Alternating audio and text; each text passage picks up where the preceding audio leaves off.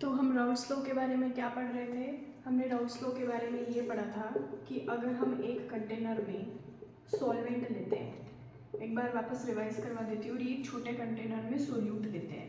ये सॉल्यूट है और ये सॉल्वेंट है, और इनकी पहचान यही है कि सॉल्वेंट ज़्यादा से ज़्यादा अमाउंट में प्रेजेंट होता है, इसकी क्वांटिटी ज़्यादा होती है, और सोल्यूट मिनिमम अमाउंट में प्रेजेंट होता है।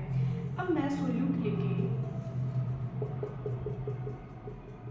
मैंने जो सॉल्वेंट लिया है ये मैंने लिया वॉलेटाइल, और जो सोल्यूट लिया है ये मैंने नॉन वॉलेटाइल लिया है। सोल्यूट नॉन वॉलेटाइल लिया है। नॉन वॉलेटाइल का क्या मतलब होता है कि जो वेपर क्रिएट नहीं कर सकता, यानी जो सोल्यूट लिया है वो वेपर क्रिएट नहीं कर पाएगा। तो देखिए, जब मैं सॉल्वेंट के अंदर एक कंटेनर में मैंने सॉल्वेंट लिया और मैं अगर इसको हीट करना स्टार्ट करूँ, अगर मैं इसको हीट करना स्टार्ट करूँगी तो ऑफकोर्स से बात है, इसमें क्या होगा, वेपर बनना स्टार्ट हो जाएंगे। एक टाइम ऐसा आएगा कि जब ये इसके जो वाटर के लिक्विड स्टेट में, मान लो इसमें हमने वाटर लिया है, तो वाटर लिक्विड स्टेट में और इसको हम कंटिन्यूसली हीट करेंगे तो ये क्या हो जाएगा, लिक्विड टू गैसियस फेज में आ जाएगा। और गैसियस फेज में आएगा तो ये वेपर बनाना स्टार्ट कर देगा, और वेपर बनाएगा तो इधर सरफेस पे जाएगा, और ये सरफेस इस पे प्रेशर क्रिएट करेगी, उसको हम वेपर प्रेशर बोलते हैं। तो ये सॉल्वेंट हो गया। और ये जो वेपर प्रेशर क्रिएट कर रहा है इसको हम डिनोट किससे करेंगे, किससे रिप्रेजेंट करेंगे, इसको रिप्रेजेंट करेंगे PA0 से। PA0 यानी प्योर, ये प्योर सॉल्वेंट है, प्योर सॉल्वेंट का वेपर है, प्योर सॉल्वेंट की वेपर है, क्योंकि इसमें सिर्फ एक ही, जैसे मान लो कि इसमें ए सॉल्वेंट है तो इसमें सिर्फ एक ही पार्टिकल्स होंगे, एक ही मॉलिक्यूल्स होंगे, तो ये क्या हो गया, प्योर। तब हम इसको प्योर बोल रहे हैं। अब ये सॉल्यूट है, ये वेपर क्रिएट नहीं कर सकता है, ठीक है, लेकिन ये वेपर क्रिएट नहीं कर सकता, बट इसके लिए हमें इसका फॉर्मूला तो बनाना पड़ेगा, कंसिडर करना पड़ेगा कि वेपर क्रिएट कर रहा है। तो ये PA0 और ये जो इसका वेपर प्रेशर कितना होगा, PB0, ठीक है। अब देखिए, अब हम इसकी राउल्स लॉ की स्टेटमेंट को रीड करते हैं। स्टेटमेंट क्या कहती है, it states that the partial vapour pressure of a volatile component in an ideal solution is directly proportional to its small fraction in the solution. ये कहे क्या रहा है, इसके लिए हम ये जो सॉल्वेंट और सोल्यूट का एक बड़े से कंटेनर में इन दोनों को एक साथ डाल देते हैं, दोनों को एक साथ डाल देते हैं। देखिए हमने क्या किया, मैं फिर से बताती हूँ। हमने सॉल्वेंट लिया, मान लो सॉल्वेंट हमने वाटर ले लिया, और वाटर को मैं कंटिन्यूसली हीट करूँगी तो इससे क्या होगा, वेपर बनाना स्टार्ट करेगा। और जो मैंने सॉल्यूट लिया, ये मैंने नॉन वॉलेटाइल लिया, यानी ये वो वेपर नहीं बना सकता, नॉन वॉलेटाइल, वेपर क्रिएट कर ही नहीं सकता, इसमें कैपेसिटी नहीं है वेपर क्रिएट करने की, तो ये हो गया सॉल्यूट। और ये मैंने PB0 PA0 क्यों लिखा है, क्योंकि ये प्योर कंपोनेंट की वॉलेटाइल कंपोनेंट्स है, प्योर है। अब इसमें सिर्फ प्योरली ए है, इसमें प्योरली बी है। अब जब मैं क्या करूँगी, मुझे सॉल्यूशन बनाने के लिए हम क्या करते हैं, सॉल्यूशन बनाने के लिए सॉल्वेंट चाहिए होता है और सोल्यूट चाहिए होता है। मैं सॉल्यूशन बनाने के लिए क्या करूँगी, सॉल्यूशन बनाने के लिए मुझे सोल्यूट और सॉल्वेंट को दोनों को इस एक बड़े कंटेनर में डालना पड़ेगा, तो ठीक है, डाल देते हैं। ये मैंने सॉल्वेंट डाल दिया, अब मैं इस सोल्यूट को डाल देती हूँ। अब इधर कुछ सोल्यूट भी डाल दिया, ठीक है जी, डाल दिया।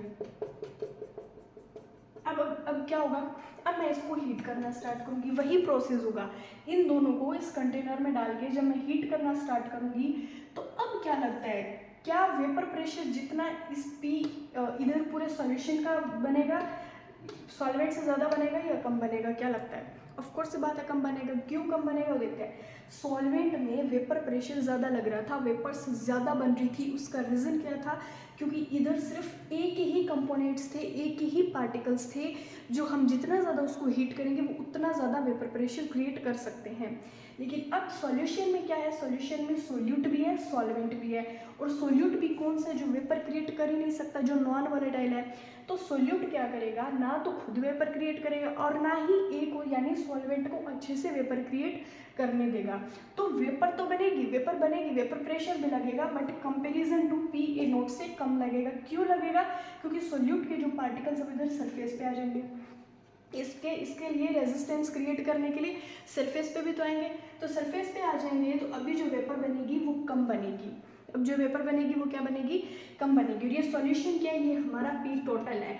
PT का क्या मतलब होता है, हम इधर कुछ बुक में PSP सॉल्यूशन देखने को मिल जाता है, PS भी देखने को मिलेगा, और कुछ जगह PT देखने को मिलेगा। PT यानी टोटल प्रेशर, टोटल प्रेशर लग कितना रहा है, यानी सॉल्वेंट का और सोल्यूट का जब सॉल्यूशन में डालेंगे तो इसका टोटल प्रेशर कितना क्रिएट होगा, इसकी बात करते हैं। अब इसमें जो पी ए, इधर सॉल्वेंट की बात करें कि सॉल्वेंट कितना वेपर प्रेशर क्रिएट कर पा रहा है, तो वो होगा ए, पी ए से डिनोट करेंगे उसको, और जो सॉल्यूट कितना वेपर प्रेशर क्रिएट कर पा रहा है उसको बोलेंगे बी। ये इसको हम बोलेंगे partially vapour pressure of solvent A and partially vapour pressure of solute B. Partially क्यों बोल रहे हैं, क्योंकि अब इधर जो ये सॉल्वेंट है ये आधा प्रेशर लगा पा रहा है, आधा ही प्रेशर क्रिएट कर पा रहा है, क्योंकि जो सोल्यूट है वो उसको अच्छे से वेपर प्रेशर नहीं बनाने दे रहा, उसको प्रेशर वेपर बनाने ही नहीं दे रहा, इसीलिए पार्शियल यानी आधा ही वो अपना प्रेशर लगा सक रहे हैं। इसीलिए पी ए क्या हो जाएगा, सॉल्वेंट का आधा प्रेशर, और पी बी क्या हो जाएगा, सोल्यूट का आधा प्रेशर। अब कुछ के दिमाग में आएगा कि जब बी नॉन वॉलेटाइल है, जब बी नॉन वॉलेटाइल है, बी तो वेपर बना ही नहीं सकता, तो प्रेशर किस चीज़ का लगेगा। बट हम एक बात कंसिडर तो करना पड़ेगा, अगर हम इधर वॉलेटाइल की बात कर ले तो फिर भी यही प्रोसेस चलेगा, यही कंटिन्यूस चलेगा। अब हम बात करते हैं इसके फॉर्मूले की, वापस स्टेटमेंट रीड करते, देखिए क्या कह रहा है कि पार्शियल प्रेशर क्या है, पी ए और P B. Partial pressure of a volatile component क्या है, ए है, तो partial pressure of volatile component is directly proportional to, ठीक है, डायरेक्टली प्रोपोर्शनल का साइन लगा देते हैं, जैसे जैसे स्टेटमेंट बोल रहे हैं वैसे वैसे लिखेंगे, directly proportional to its small fraction in the solution, यानी जो पार्शियल प्रेशर है वो किसके डायरेक्टली प्रोपोर्शनल है, mole fraction in the solution, जो सॉल्यूशन का मोल फ्रैक्शन है उसके डायरेक्टली प्रोपोर्शनल है, तो ठीक है लिख देते हैं। मोल फ्रैक्शन को किससे डिनोट करते हैं, एक्स ए से।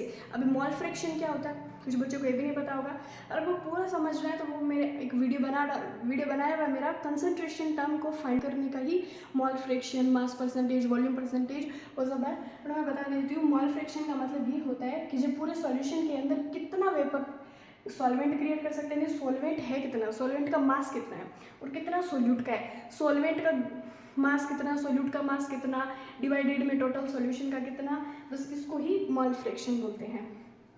जब मैं डायरेक्टली प्रोपोर्शनल का सिंबल हटाऊंगी तो मेरे को पी ए नोट मिलेगा और एक्स ए मिलेगा। अब ये पी ए नोट क्या है, पी ए नोट जब प्योर कंपोनेंट था, जब सिर्फ सॉल्वेंट था या जब सिर्फ सोल्यूट था, जब ये अकेले थे तब कितना प्रेशर क्रिएट कर पा रहे थे, वो है pure component P A not. और पी ए का क्या मतलब हो गया, पार्शियली, जब ये दोनों पूरे सॉल्यूशन में बन के आए तब कितना वेपर प्रेशर क्रिएट कर रहे थे, इसको हम बोलेंगे पी ए। अब राउत साहब ने कहना क्या चाहा, ये फॉर्मूला तो बना दिया बट इस फॉर्मूले में वो कहना क्या चाह रहे थे ये देखते हैं। कहना ये चाह रहे थे कि जो पार्शियली वेपर प्रेशर है वो डायरेक्टली प्रोपोर्शनल है मोल फ्रैक्शन के, यानी जितना हम मोल फ्रैक्शन ऐड करते जाएंगे पार्शियली फ्रैक्शन, जितना हम मोल फ्रैक्शन ऐड करते जाएंगे पार्शियली वेपर प्रेशर उतना बढ़ता जाएगा, यानी कि पार्शियली वेपर प्रेशर इक्वल है, पार्शियली वेपर प्रेशर इक्वल है किसके, प्योर कंपोनेंट ऑफ सॉल्वेंट ए और मोल फ्रैक्शन ऑफ ए। ठीक है, अब इसके बारे में हम ये बात करेंगे, इसका एक फॉर्मूला बनाने की ट्राई करते हैं। फॉर्मूला बनाते हैं,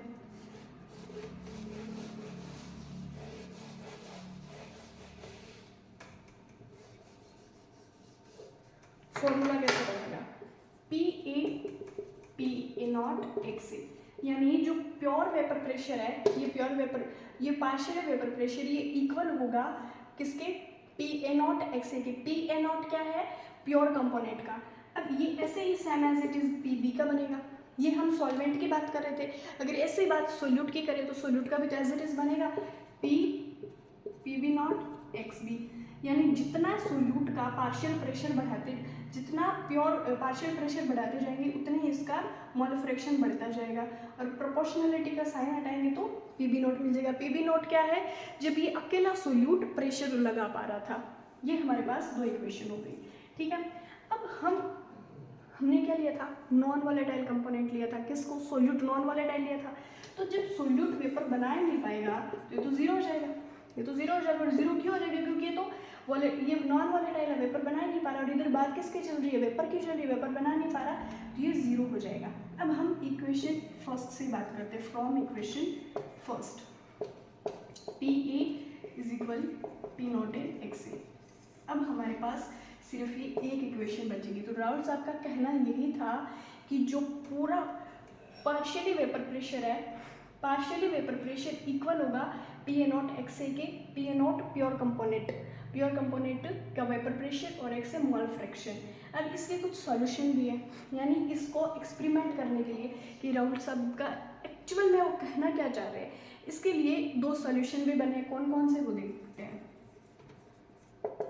सॉल्यूशंस। एक है आइडियल सॉल्यूशन और दूसरा है non ideal solution. Ideal solution non ideal solution का क्या है? आइडियल सॉल्यूशन वो होगा जो राउल्ट्स लॉ को ओबे करेगा, ओबे राउल्ट्स लॉ। जो आइडियल से समझ आ रहा है, आइडियल का मतलब क्या है? आदर्श, जो लॉ को क्या करे, ओबे करे, लॉ का मान करे। तो ये जो आइडियल सॉल्यूशन है वो राउल्ट्स लॉ को ओबे करेगा, और जो नॉन आइडियल है वो क्या करेगा, do not obey Raoult's law. इसका मतलब क्या है, ये क्यों नहीं ओबे कर पा रहा? इसका मतलब क्या हुआ?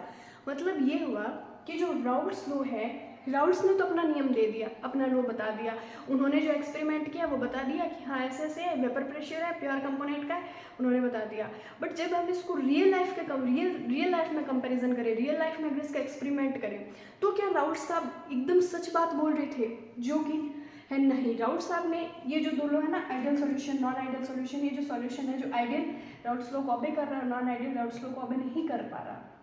ये ओबे क्यों नहीं कर पा रहा? नहीं कर रहा, कोई लॉ बना दे इसका मतलब ये थोड़ी ना है कि अब ये लॉ बन गया तो अब ये हर कोई इसको ओबे करेगा, नहीं करेगा। तो नॉन आइडियल है वो ओबे नहीं कर रहा। क्यों नहीं कर रहा? जो अगर हम रियल लाइफ की बात करें तो ये नॉन आइडियल सॉल्यूशन ही सही होता है। जो राउल्ट्स ने बोला वो बात होती नहीं है। ऐसा नहीं है कि राउल्ट्स ने जो लॉ दिया वो पूरा ही गलत था, पूरा गलत नहीं था, बट 100% एक्यूरेट भी नहीं था। फिजिक्स केमिस्ट्री में ऐसा ही होता है कि पहले कोई चीज़ आधी अधूरी सही होती है, उसके बाद वापस उसको इम्प्रूव करने के लिए कोई दूसरा साइंटिस्ट आता है, दूसरा उसकी स्टडी करता है, ये भी आधा अधूरा गलत होता है, फिर दूसरा आता है, फिर तीसरा आता है, चौथा आता है, ऐसे करके एक लॉ में इम्प्रूवमेंट करते रहते हैं। तो जैसे ही राउल्ट्स लॉ का जो लॉ था वो 100% करेक्ट नहीं था, बट आइडियल था वो उसको पूरा ओबे कर रहा था, बट नॉन आइडियल वो ओबे नहीं कर रहा था। ओबे क्यों नहीं कर रहा था? क्योंकि राउल्ट्स लॉ का जो लॉ था वो 100% करेक्ट नहीं था, इसीलिए नॉन आइडियल नहीं कर पा रहा। और रियल लाइफ में नॉन आइडियल सॉल्यूशन ही बनता है। अगर हम हमारी जनरल लाइफ की बात करें तो जो सॉल्यूशन कौन सा बन सकता है? नॉन आइडियल, जबकि आइडियल बन ही नहीं सकता। अभी कैसे नहीं बन सकता, कैसे बन सकता, वो हम बात करेंगे नेक्स्ट वीडियो में।